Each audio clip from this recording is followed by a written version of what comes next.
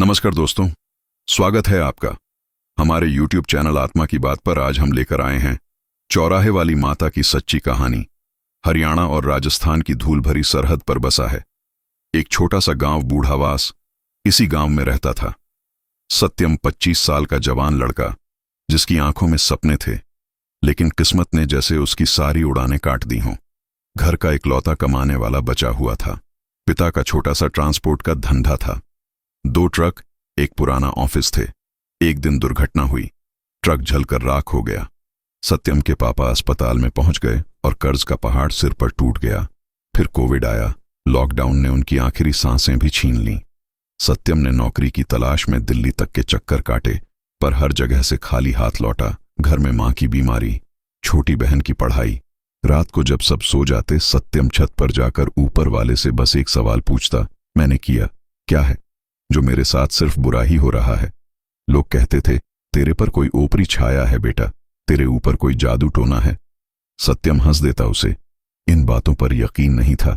एक दिन उसकी दादी ने उसे बुलाया, सुन बेटा, शाम ढल ले, उस पुराने चौराहे की तरफ मत जाना। वहां चौराहे वाली माता रहती हैं।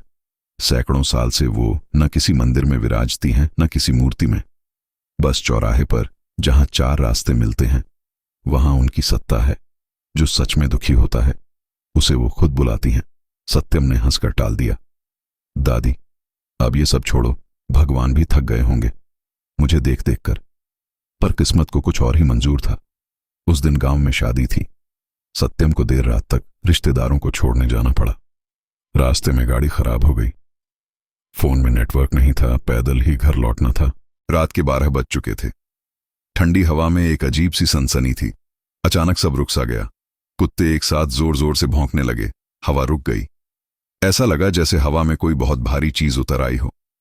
सत्यम ने कदम बढ़ाया ही था कि उसके कंधे पर किसी ने धीरे से हाथ रख दिया। बहुत ठंडा स्पर्श। वो डर के मारे पलटा। वहां कोई नहीं था।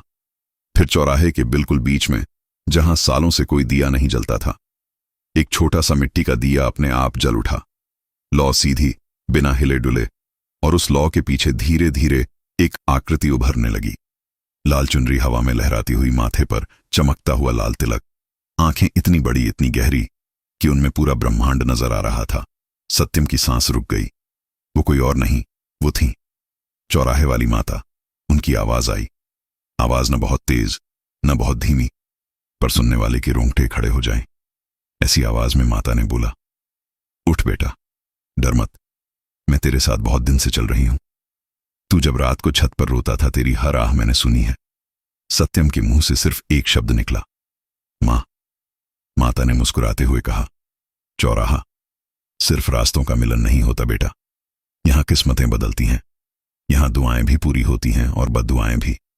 इसलिए मैंने 3 नियम बनाए हैं। सुन ले। पहला नियम, चौराहे पर कभी थूकना मत, कचरा मत फेंकना, अपमान मत करना। यहां की मिट्टी में मेरी शक्ति बसती है। दूसरा नियम, रात को बुरा मत सोचना। यहां बोला हुआ शब्द हवा में नहीं उड़ता, सीधा सृष्टि के कान तक पहुंचता है। तीसरा नियम, जब भी जीवन में सब रास्ते बंद लगे, जब अपने भी साथ छोड़ दे, तो बस एक छोटा सा दिया जलाकर यहां रख देना। कुछ मत बोलना, बस मन ही मन कहना, माता मेरी राह खोल दो। सत्यम रोते रोते बोला, माता मेरे घर में सिर्फ दुख है। मां बीमार है, बहन की शादी की चिंता है, कर्ज इतना कि सांस रुकती है। क्या सच में सब ठीक हो जाएगा? माता ने उसका सिर सहलाया। उनका स्पर्श गर्म था। और फिर बोली, जो दरवाजे बंद थे वो अपने आप खुलेंगे। तेरी मां की बीमारी जाएगी, घर में बरकत आएगी, और जो तुझे नीचा दिखाते थे वो खुद तेरे सामने सिर झुकाएंगे। बस एक वादा कर, हर शनिवार को एक दिया यहां जलाएगा, और कभी किसी को यहां से खाली हाथ मत लौटने देना। इतना कहते ही वो प्रकाश धीरे धीरे हवा में विलीन हो गया। दिया बुझ गया, पर सत्यम के सीने में जैसे कोई नई आग जला दी गई हो।